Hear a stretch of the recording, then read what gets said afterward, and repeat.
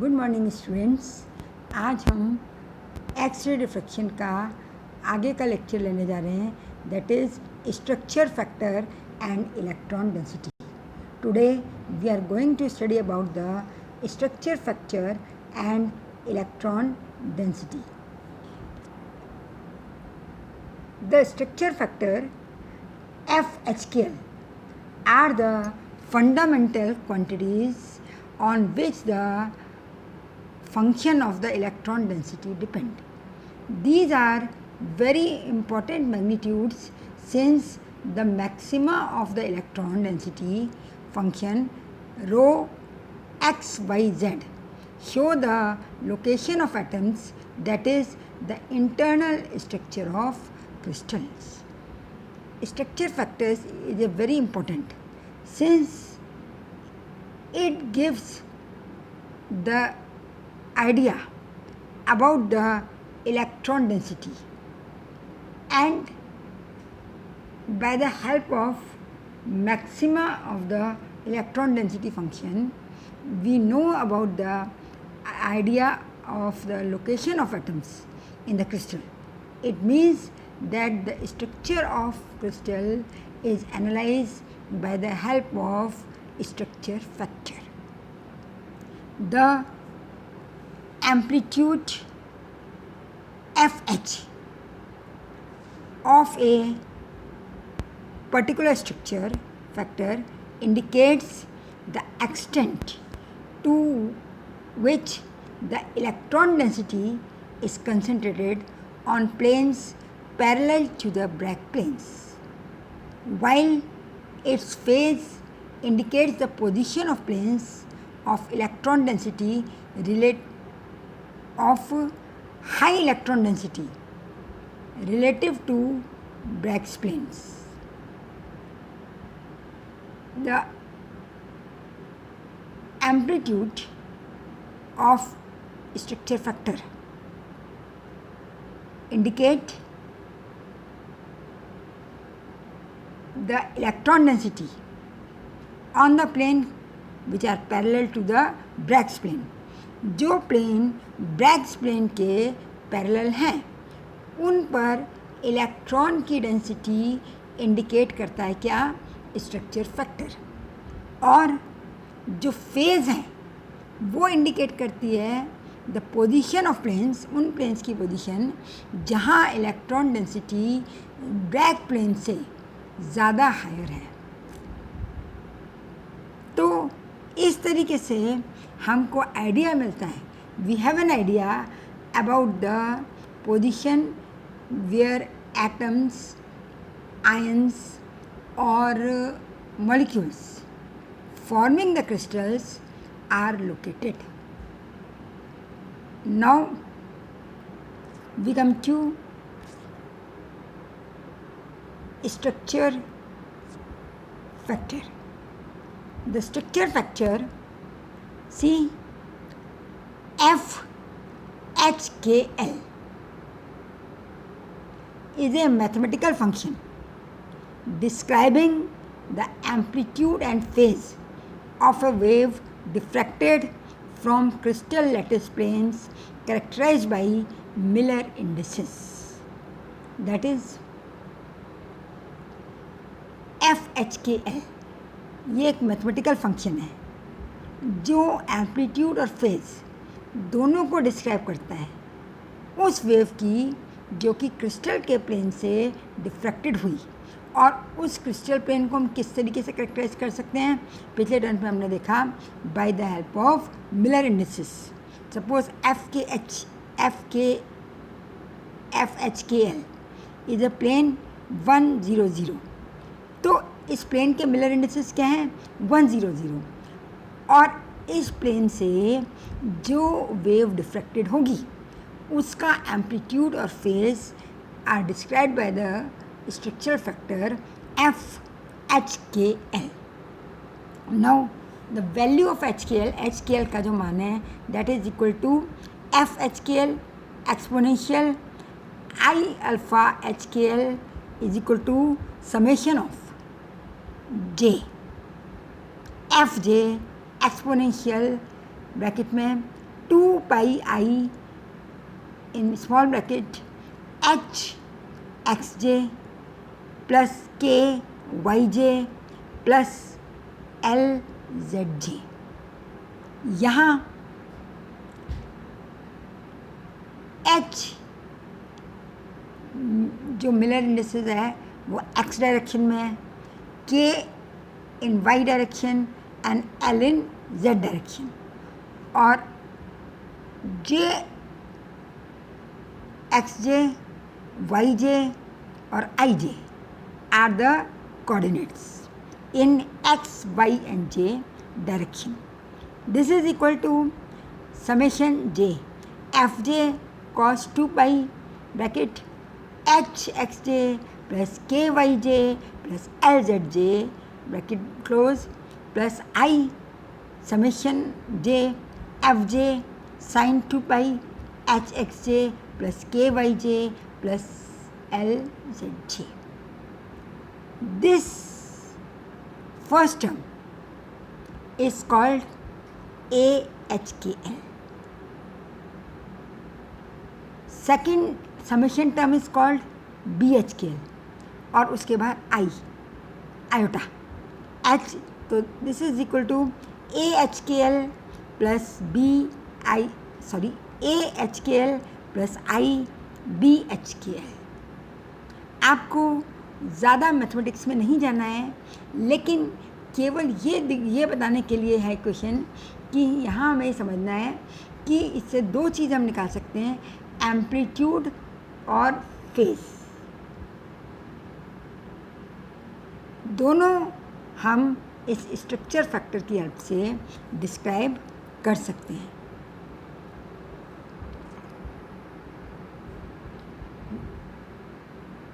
यहाँ पर हमने पिछली स्लाइड में देखा, ये देखिए, where the sum is over all atoms in the unit cell. एक यूनिट सेल में जितने भी एटम हैं उन सब का समेशन है. X J Y J Z J are the, मैंने आपको बताया, पोजिशनल कोऑर्डिनेट्स. किसके लिए? Of the jth atom. And alpha H K L is the phase of the diffracted beam in scattering factor of the jth item. अब अगर हम बात करते हैं, the intensity of the diffracted beam is directly related to the amplitude of the structure factor. Amplitude जो है इसका structure factor का, this is directly related to the intensity of the diffracted beam. तो अगर हमको इसकी वैल्यू पता चल जाए तो we can find out the intensity of the diffracted beam. But the phase must normally be reduced by the indirect means. लेकिन phase को हमें इनडायरेक्ट मेथड से फाइंड आउट करना पड़ता है, निकालना पड़ता है. हम देखेंगे कि कैसे हम फेज़ को फाइंड आउट कर सकते हैं. इन structural determination phases are estimated and initial description of the positions and anisotropic displacements of the scattering atoms is reduced. क्या करना है हमें? स्ट्रक्चरल डिटर्मिनेशन करने के लिए phases are estimated and initial description of the position, जो हमारे पास rough estimation आता है, and anisotropic displacements of the scattering atoms is reduced. From this initial model, structure factors are calculated and compared with the experimentally observed. यहाँ से हम calculate करते हैं और फिर एक्सपेरिमेंटली ऑब्जर्व्ड वैल्यू से हम उसको कंपेयर करते हैं. Iterative refinement produces attempts to minimize the difference between calculation and experiments until a satisfactory fit has been obtained. इनको हम कंपेयर करते हैं कब तक, तब तक अटेम्प्ट करते हैं जब तक कि कैलकुलेशन में और एक्सपेरिमेंट्स में मिलने वाले रिजल्ट्स लगभग सेम नहीं हो जाएं, और तब हम कहते हैं कि कब तक, until a satisfactory fit has been obtained, जब तक दोनों में जो कंपैरिजन है या दोनों में जो वैल्यू ऑब्टेन्ड है वो एक दूसरे के सेम नहीं हो जाए। अब हम जानते हैं Bragg law, for an array of atoms scatters in a primitive lattice with just one atom at each lattice point. Primitive lattice की जो मैंने बात करी थी पिछले लेक्चर में, वहाँ क्या है, हर लैटिस पॉइंट पर केवल एक एटम होता है। यहाँ एटम मतलब है एटम हो, मॉलिक्यूल हो या आयन हो, मतलब क्रिस्टल को बनाने वाली जो कॉन्स्टिट्यूटिंग यूनिट्स हैं, क्रिस्टल्स को बनाने वाली जो इकाइयाँ हैं। An incident ray X-ray wave of wavelength lambda diffracted strongly through an angle 2 theta, where the perpendicular distance between the two lattice planes DHKL satisfy the relation. हमने पहले भी पढ़ा है कि मैक्सिमा के लिए, मैक्सिमम इंटेंसिटी के लिए ब्रैग इक्वेशन की क्या कंडीशन है, 2d sin theta is equal to n lambda. 2d sin theta is equal to n lambda. So d here is written as DHKL, है ना, मिलर इंडिसेस के फॉर्म में।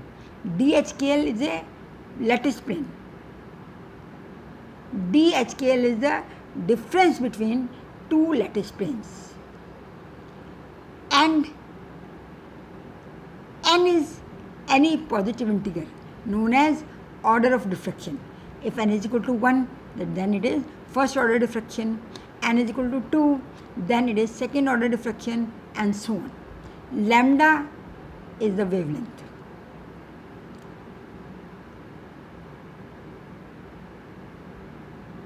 अगर इस इक्वेशन को सेटिस्फाई करता है एंगल, तो we get a strong diffraction, or we can say maxima.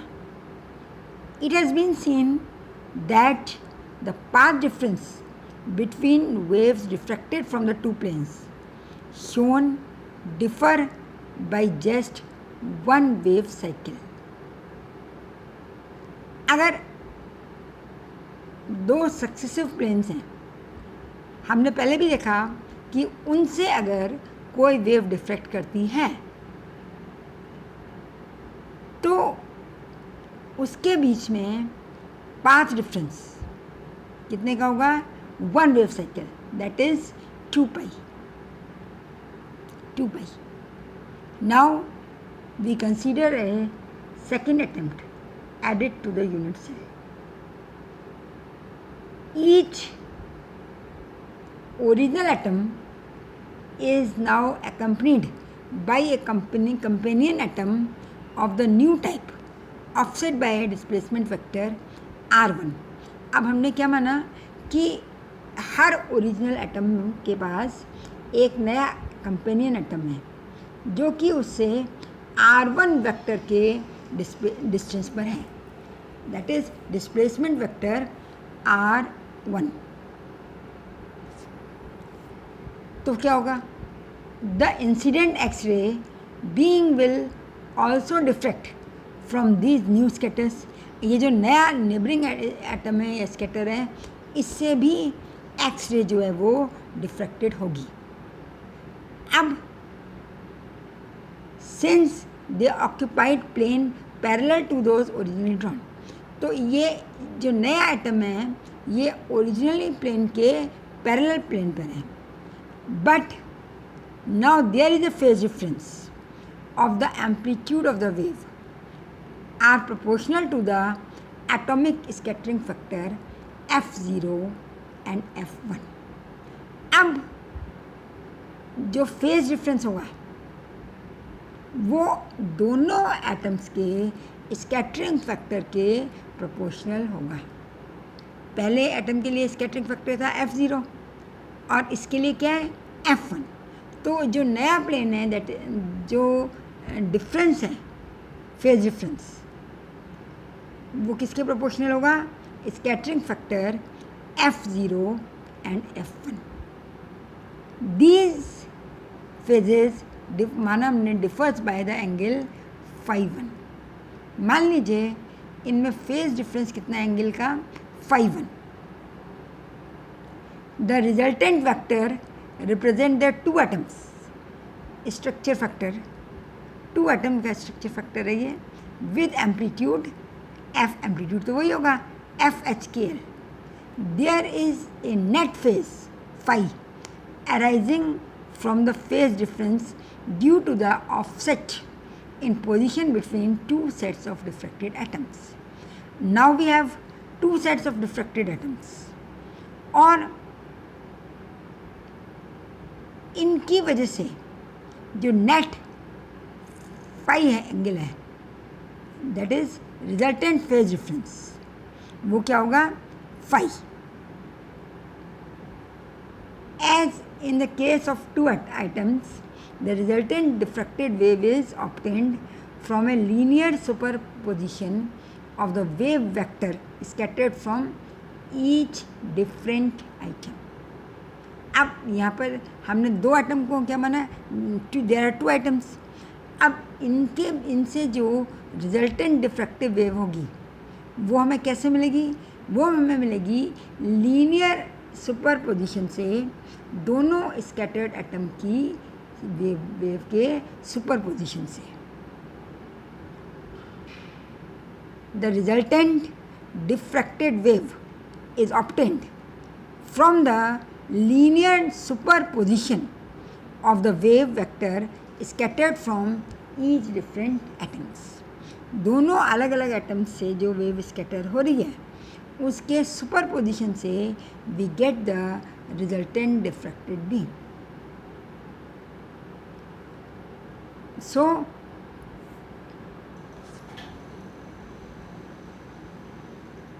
This is about the structure factor. Now अब हम देखेंगे कि how this structure factor equation help to give the idea about the electron density and how we can get the electron density equation. The structure factor equation is a Fourier transform which is a mathematical operation. One of the most useful property of the Fourier transform is that it is its own inverse. ये जो है structure factor equation जो हमने अभी देखी ये एक mathematical operation है जिसे हम फोरियर ट्रांसफॉर्म के नाम से जानते हैं। Fourier transform is a mathematical operation और इस ऑपरेशन की सबसे इम्पोर्टेंट प्रॉपर्टी या सबसे यूजफुल प्रॉपर्टी क्या है कि फोरियर ट्रांसफॉर्म इज वो है जो कि अपना ही इन्वर्स होता है। Fourier transform is that it is its own inverse, इसका अपना ही व्युत्क्रम या इन्वर्स होता है। मतलब यदि हम फोरियर ट्रांसफर को दो बार अप्लाई करते हैं तो हमें वही फंक्शन वापस मिल जाता है। If we apply a Fourier transform twice we get the same original function back. In the inverse Fourier transform the only difference is, अगर इन्वर्स फोरियर ट्रांसफॉर्म करेंगे तो क्या डिफरेंस है कि negative sign is included in the exponential. The only difference is that the negative sign is included in the exponential and there may be a scale constant. एक तो sign exponential में negative हो जाएगा और एक scale constant add हो जाएगा, depending exactly on how the first Fourier transform was defined. जैसे फर्स्ट फोरियर ट्रांसफॉर्म डिफाइन किया गया उसी तरीके से जब हम उसका इन्वर्स करेंगे, उसी का इन्वर्स फोरियर ट्रांसफॉर्म करने में एक तो एक्सपोनेंशियल का साइन नेगेटिव हो जाएगा और एक कांस्टेंट ऐड हो जाएगा जिसे हम कहेंगे scale constant. So we can regenerate the electron density from the structure factor with an inverse Fourier transform. तो स्ट्रक्चर फैक्टर पर जब हम इनवर्स फोरियर ट्रांसफॉर्म करेंगे तो we can generate the electron density. The equation, अब तो जो equation आएगी मेरे पास is called electron density equation. In general an inverse Fourier transform would involve an integral like the Fourier transform, forward Fourier transform. जिस तरीके से Fourier forward transform में इंटीग्रल होता है उसी तरीके से inverse Fourier transform would also involve an integral. लेकिन but if the object is periodic, object periodic है like a crystal. Crystal is a periodic object because after a definite period of interval we have the repetition of same units. It involves just as a summation.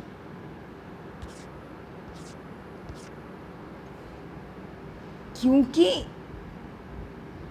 Crystal जो है वो periodic object है, इसलिए यहाँ Fourier transformation is just a summation. यहाँ जो Fourier transformation है वो क्या होगा, it is just a summation. Now we see how this summation is there. This is the equation known as electron density equation. Rho x electron density is equal to 1 upon v summation, because it is a periodic object like crystal. Fh, here h means HKL, h means in x direction, exponential minus 2 pi I h into x. In this equation we have to divide by the volume of the unit cell. V is the volume of the unit cell to recover the electron density on a correct scale. In the structure factor equation, F000 will be equal to the number of electrons in the unit cell. F000 means the plane which is situated at original position. तो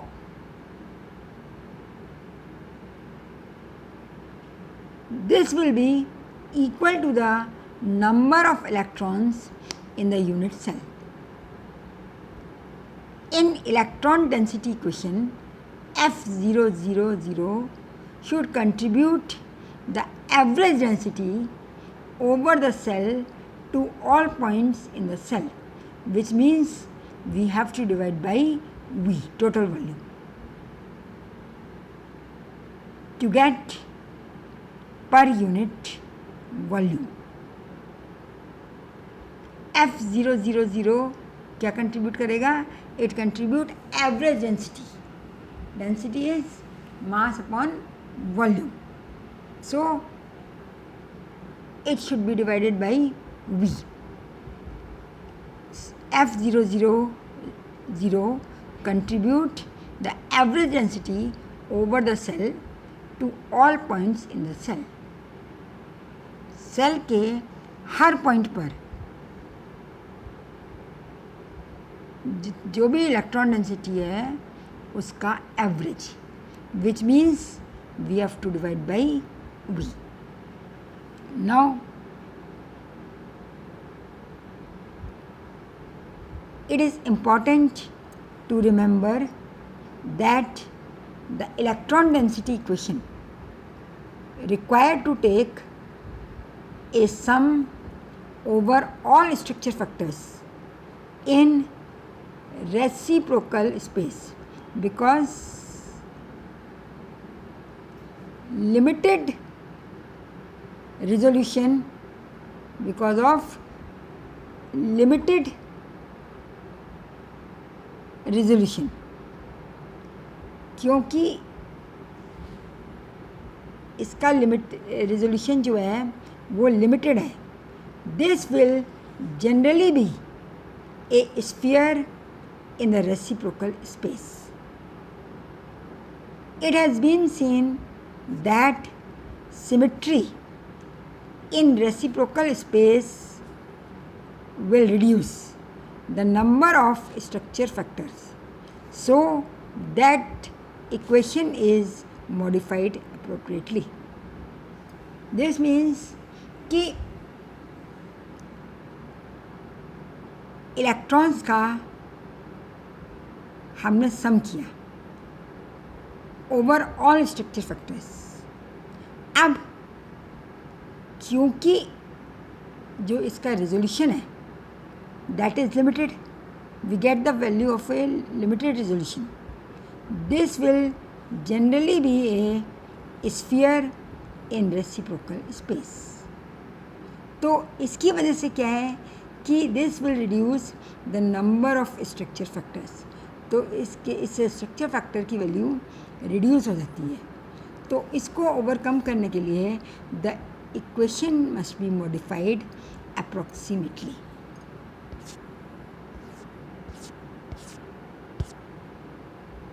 Equation must be modified